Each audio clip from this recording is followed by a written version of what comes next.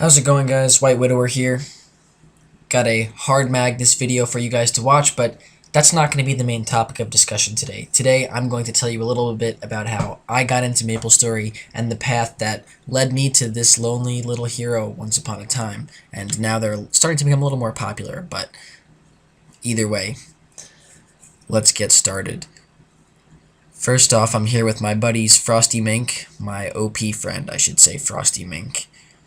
He's one of the strongest members in Trow for sure, and he is also got the skill in dodging to match for it.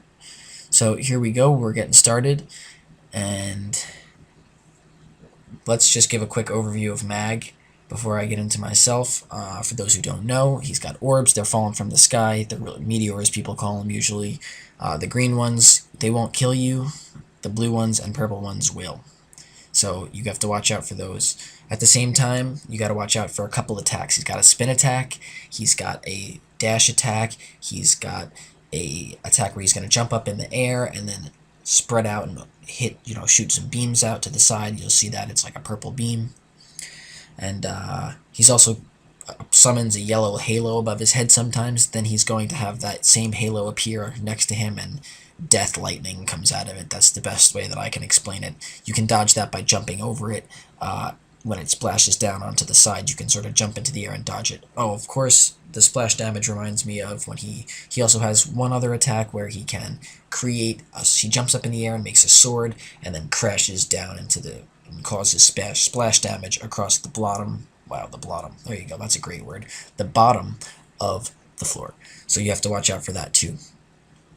Also, this blue aura, it affects the cooldown of your potions as well as the damage that you do to him. You'll notice if you attack him outside, your damage is nothing compared to what it is on the inside. That spin attack also has the ability to push you back. Very important to notice that whatever is on the side, when he does that spin attack, if there's an orb next to you and he does the spin attack, you need to get on the other side of him so that he pushes you away from the orb instead of towards it. So that's another important thing there. But now, let's start to talk a little bit about myself. Hero was not my first class. I've been playing this hero, WhiteWidower, now for about a year and a half actively.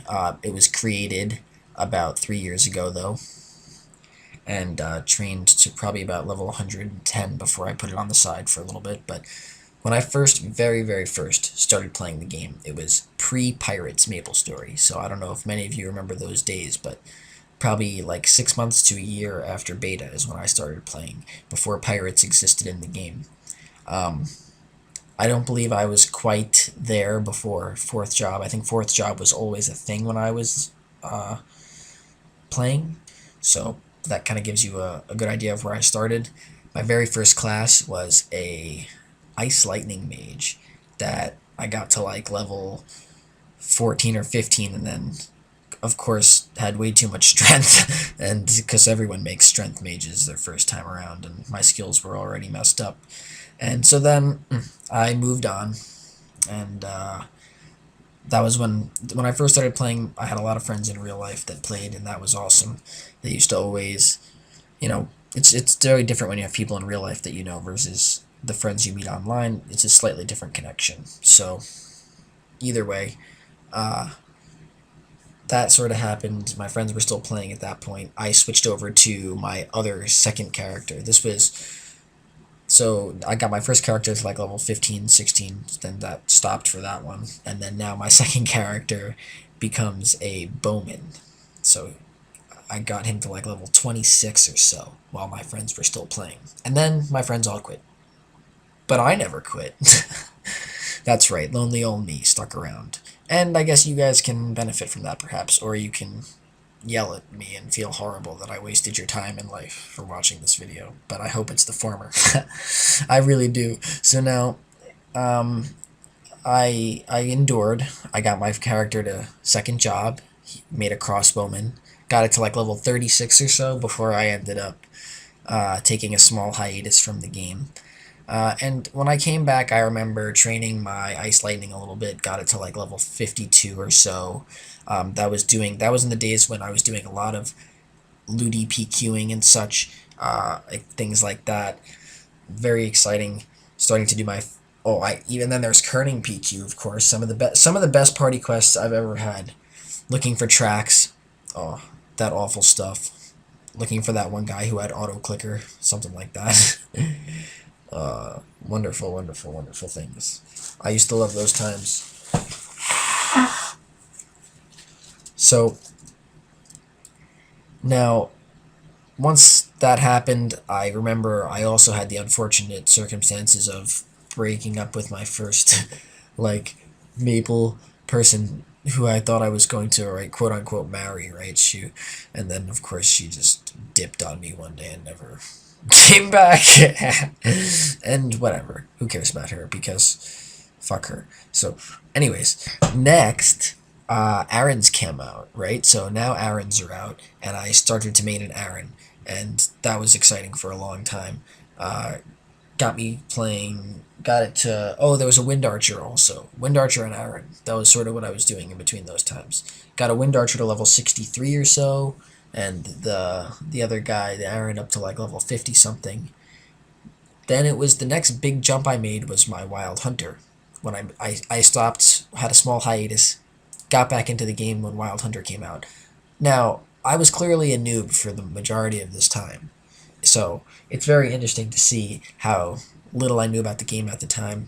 I mean, I was younger. I'm in my young, about to be 21. So I'm relatively young in the term of things, but I was even younger is the point. So I contribute that to part of it.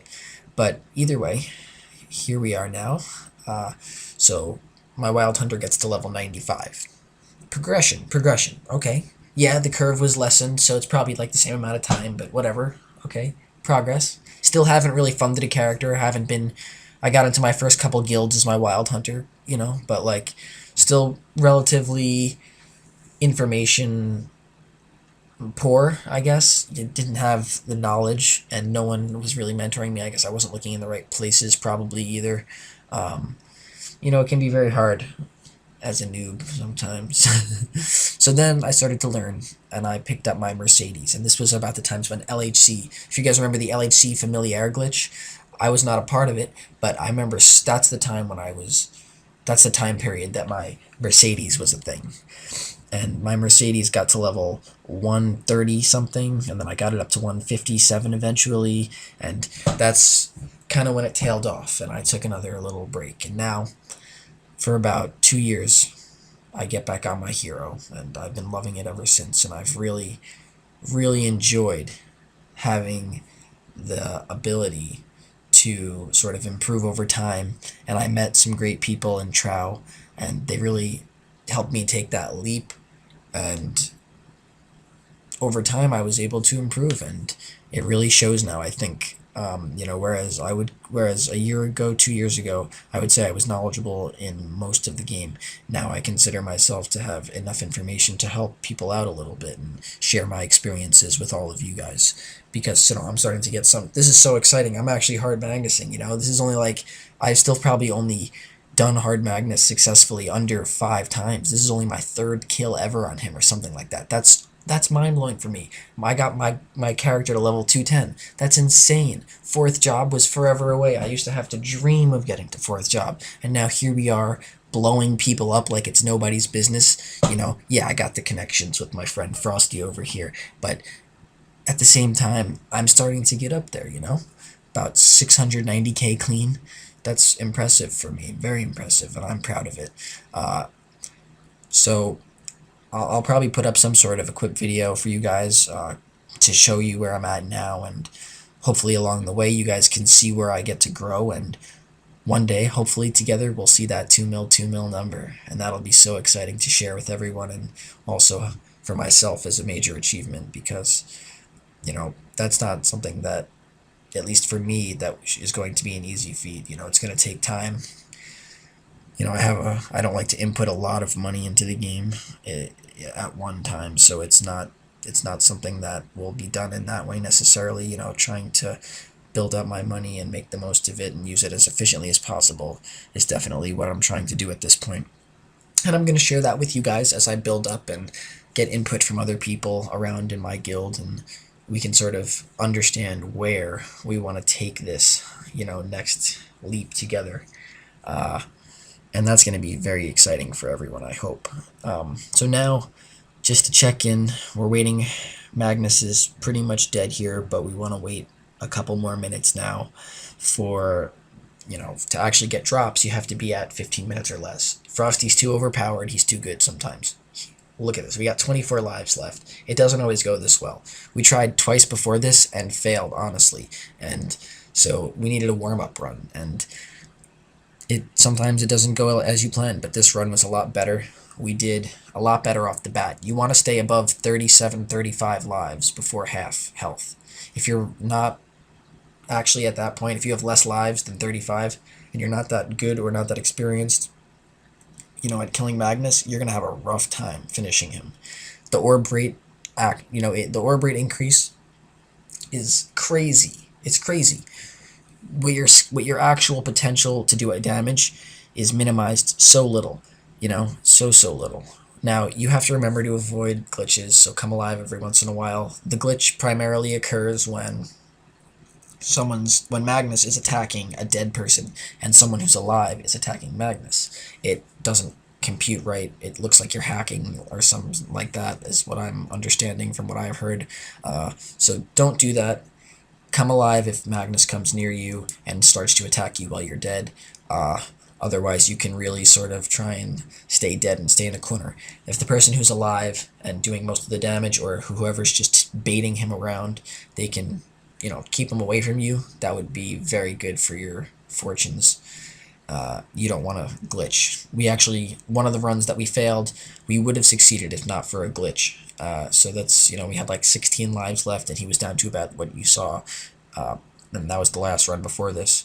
But now we've got this run, which looks, even better, obviously. And that's kudos to Frosty and kudos to Nivier and myself for picking up the slack a little bit, I guess. But we'd like it to say 40 lives, right?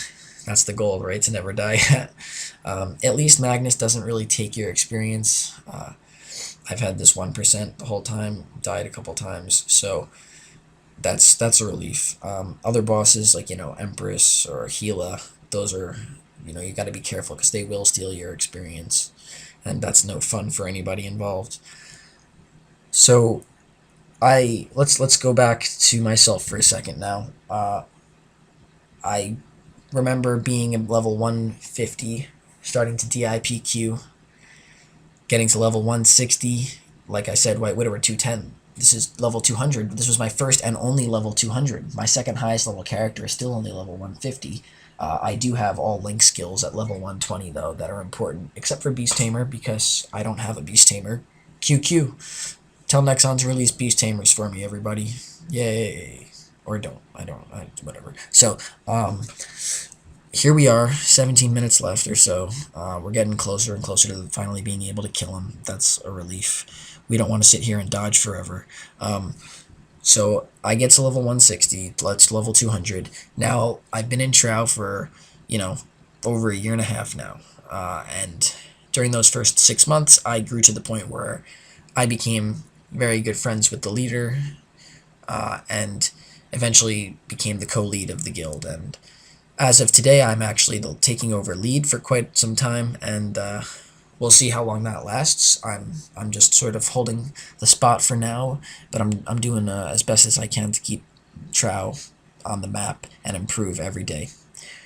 So if you play Umbroa and you want to join Trow, shoot me a message in game. That would be awesome. I'd love to play with you guys.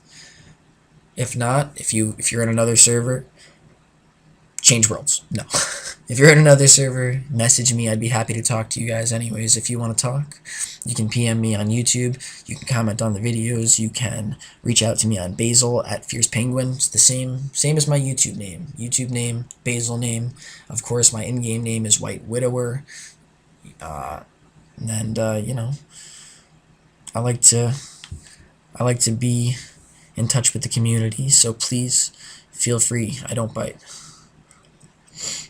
You can also follow my Twitter at Orbs for Life. That'll all be in the description, so you guys don't have to worry if you don't want to remember it or freak out to write it down.